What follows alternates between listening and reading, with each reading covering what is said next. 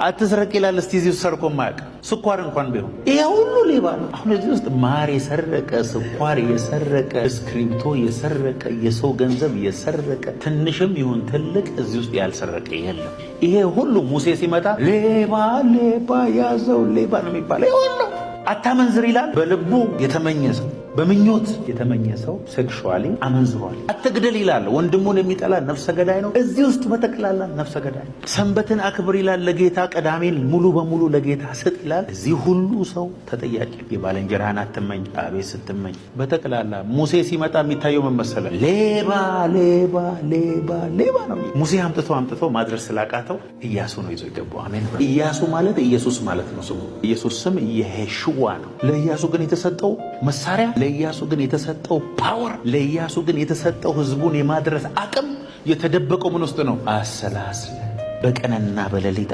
አስብ፣ ቁጭ በል፣ ከጦር ቀነስ፣ ከጸሎት ቀነስ፣ ስብሰባ ቀነስ አድርግና ቁጭ በልና በቀንና በሌሊት ቃሉን ማሰላሰል ጀምር።